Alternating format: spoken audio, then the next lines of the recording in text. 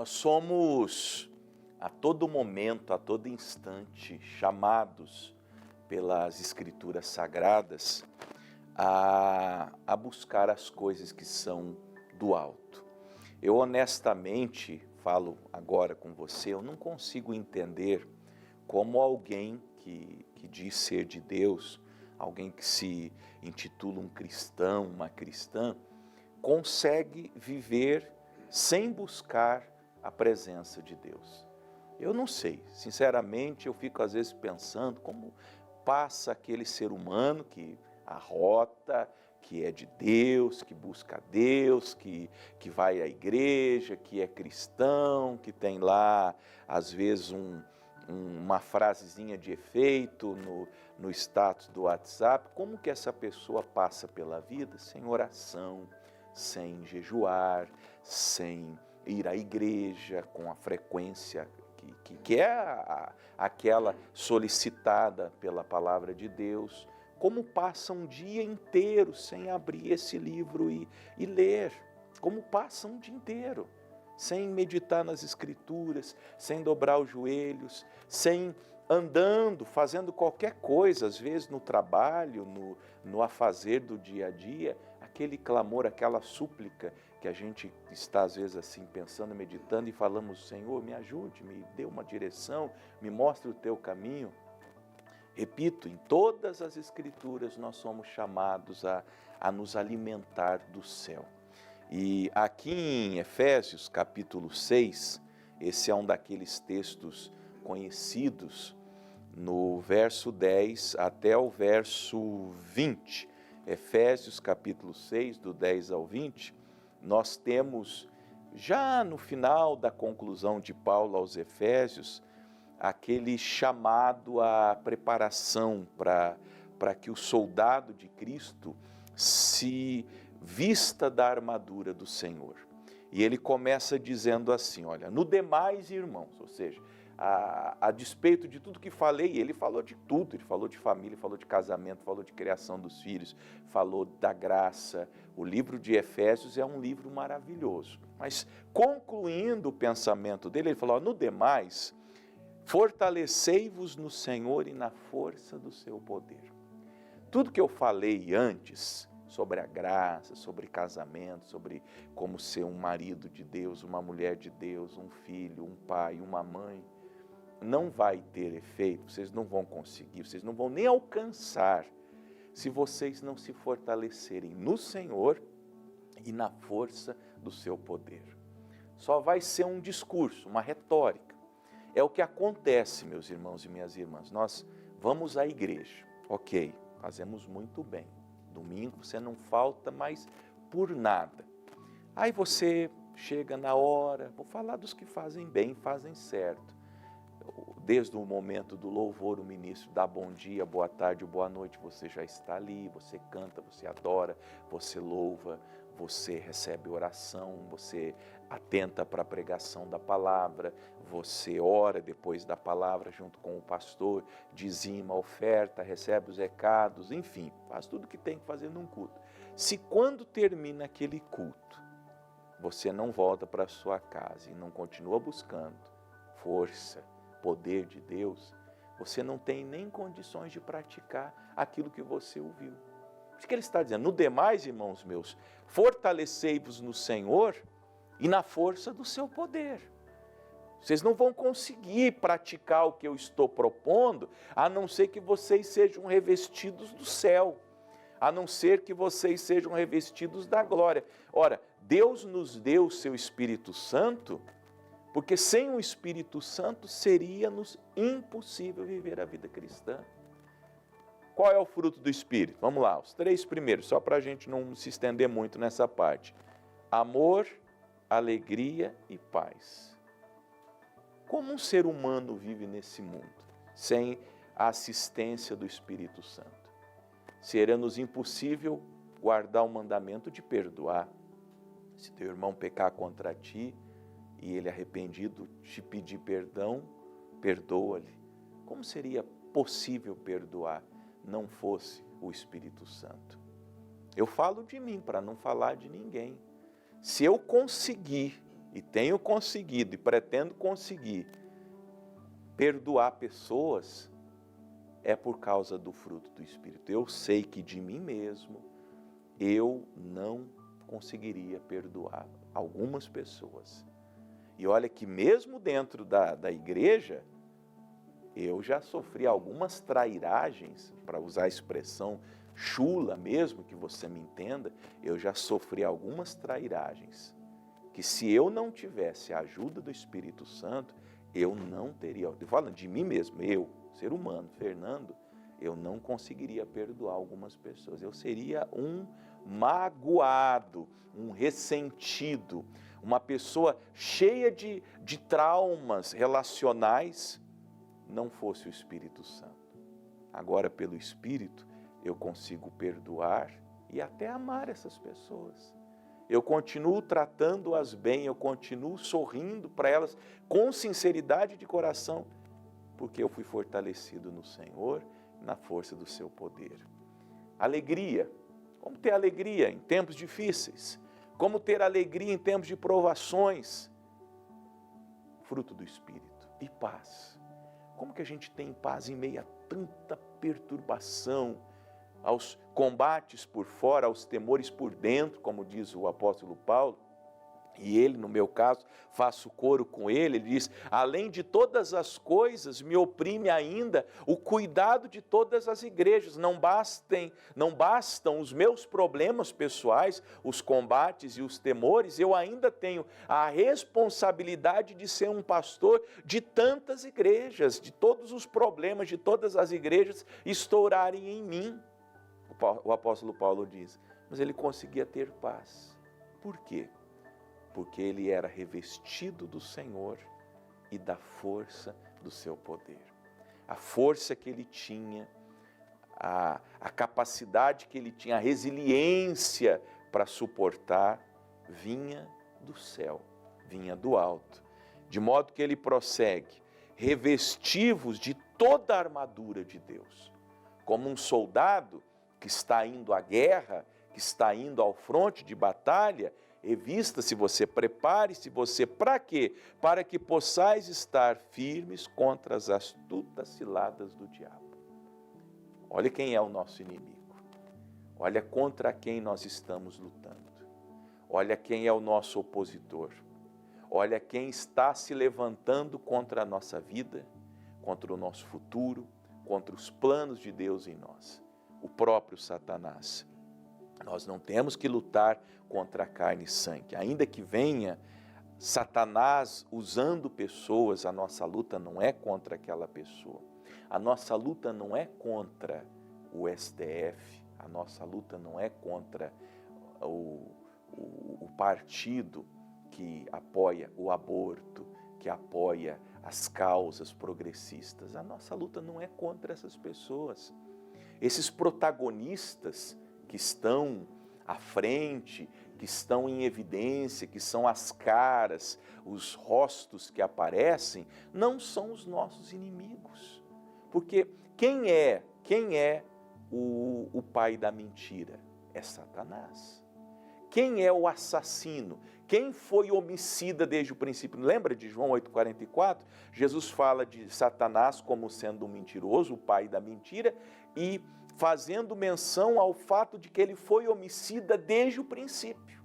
Então, toda mentira que há, toda morte que há, todo assassinato que existe, todo tipo de corrupção que há nesse mundo, por mais que haja protagonistas, haja personagens agindo, por trás deles, usando-os como marionetes, porque, coitados, eu olho para essas pessoas como coitadas, são apenas marionetes nas mãos de Satanás, por detrás delas está o próprio príncipe das trevas, porque a nossa luta não é contra carne e sangue, mas contra os principados, contra as potestades, contra os príncipes das trevas deste século, contra as hostes espirituais da maldade nos lugares celestiais.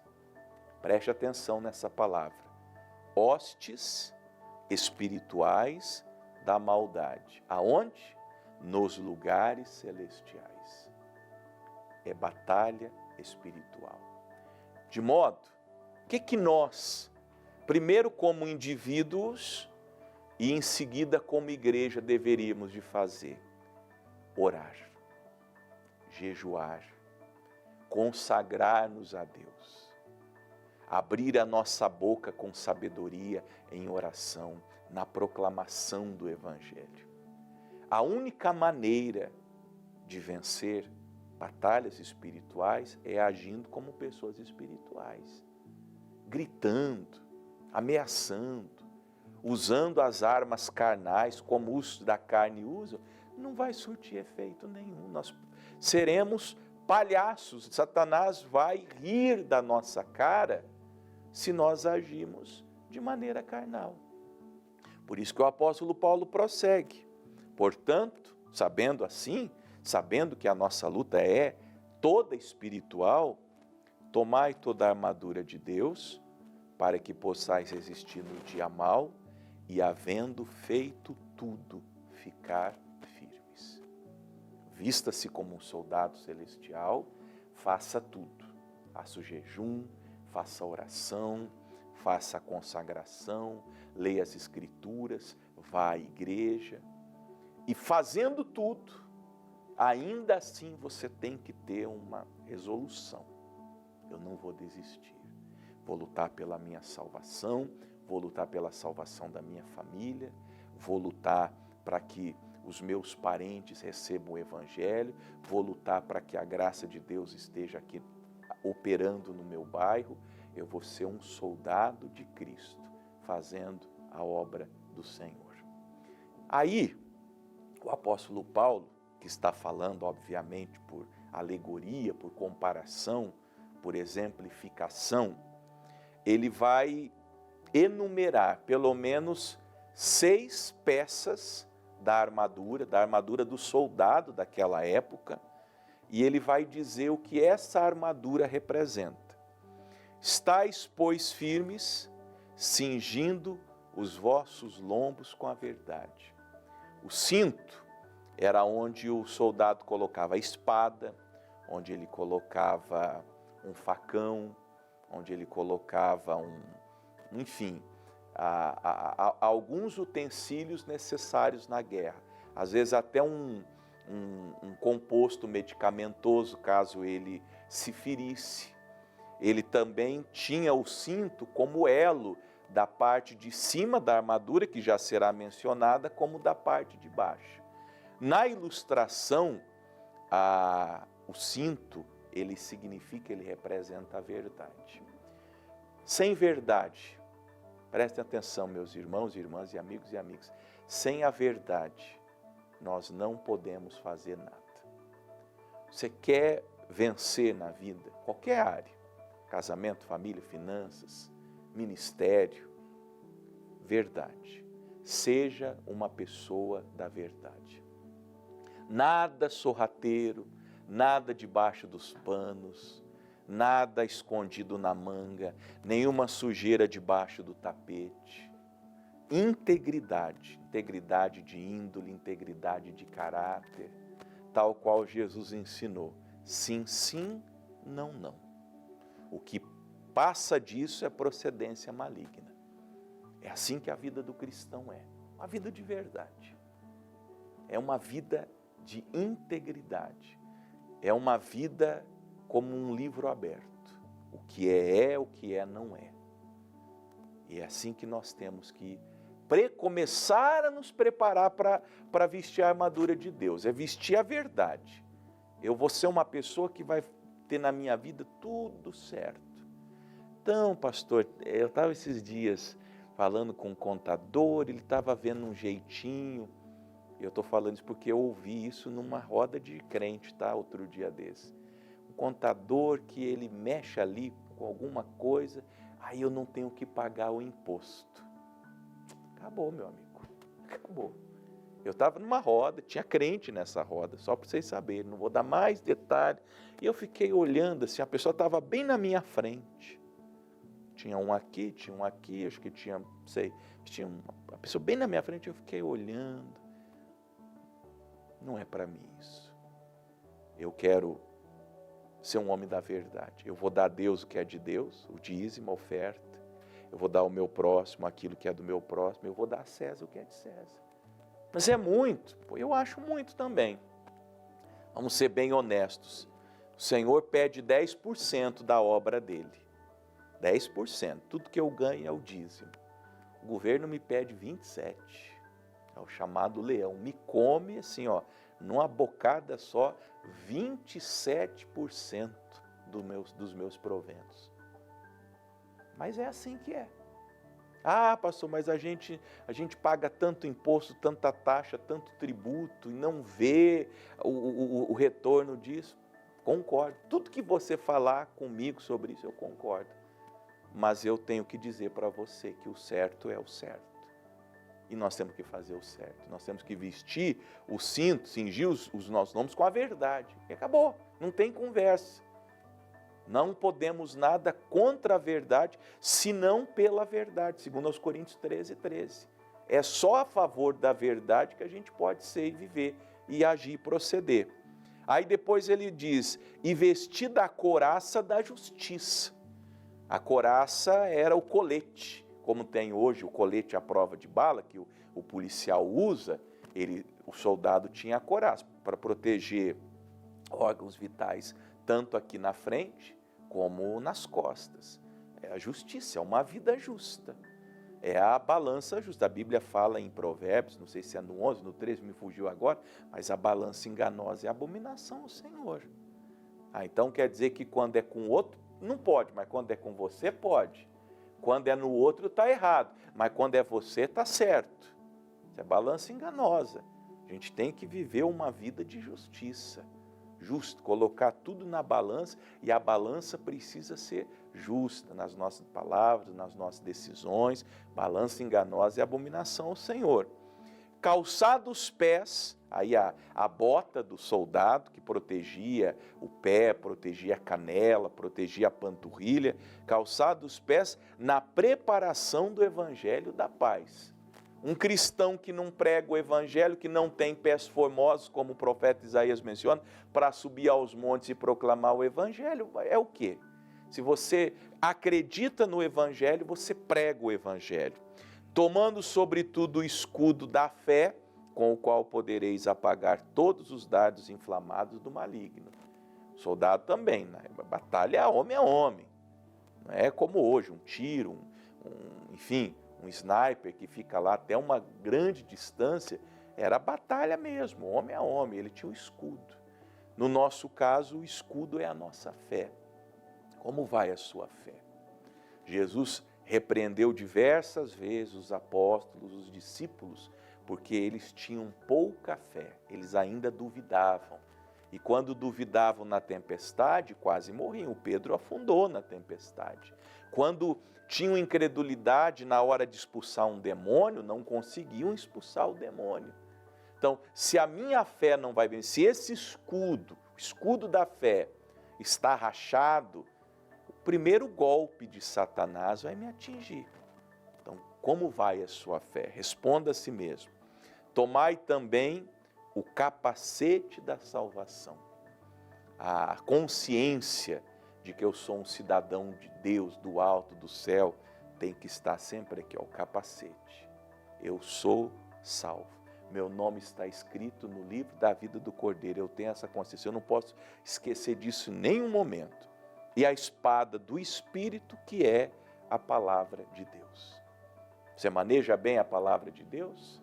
Você tem a palavra de Deus no teu coração, na tua boca? Você lê esse livro todos os dias? Você medita nele? Você ora com ele aberto diante de si? A sua Bíblia tem as marcas das suas lágrimas, pois enquanto você ora com ela aberta e Deus lhe fala ao coração, as lágrimas escorrem pela face e caem nela. Você tem as páginas da sua Bíblia amarelas, sujas, de tanto manuseio? Ou você deixa ela num canto? Ou você só ouve sobre ela quando vai domingo no culto? E dá um trabalho, porque quando o pastor te manda abrir em Abacuque, você não sabe nem para onde que fica, você não sabe nem quem foi Abacuque, porque você não lê a sua Bíblia, você não medita nas Escrituras. Orando em todo o tempo, com toda oração e súplica no Espírito, e vigiando nisso com toda perseverança e súplica por todos os santos.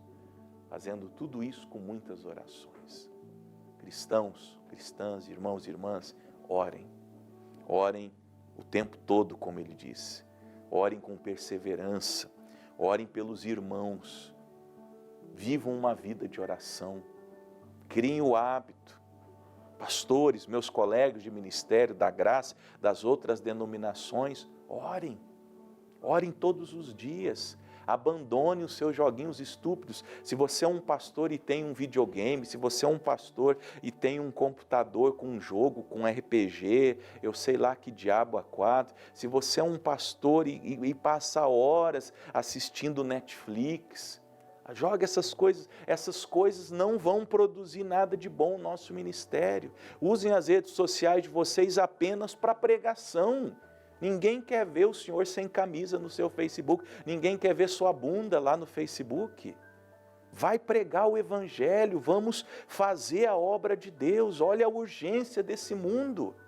Olha a urgência das pessoas. As pessoas estão oprimidas, as pessoas estão endemoniadas, as pessoas estão se matando, as pessoas estão precisando de alguém que lhes anuncie o Evangelho. Quem serão esses homens? Senão nós, os que cremos. Orem por mim, o apóstolo Paulo diz, para que me seja dada no abrir da minha boca a palavra com confiança para fazer notório o mistério do Evangelho. Onde estão os Paulos de hoje? Onde estão os homens que nós pararemos para ouvi-los pregar? Vou dizer com muita sinceridade, falei isso com alguém ontem, acredito.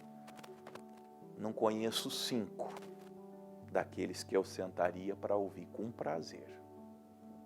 Com prazer.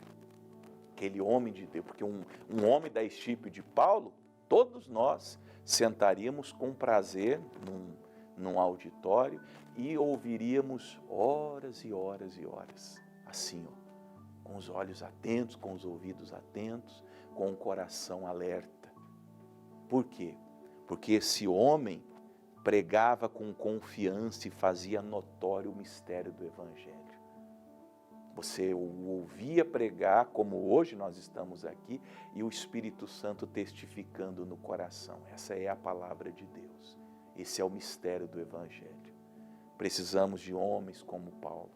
Talvez você seja um homem, ou será a partir de hoje um homem como Paulo, pelo qual, pelo Evangelho, sou embaixador em cadeias, para que possa falar dele livremente, como me convém falar. É assim que nós vamos viver e vencer esse mundo mau, até o dia que nós estivermos na glória com nosso Senhor e Salvador Jesus Cristo. Amém?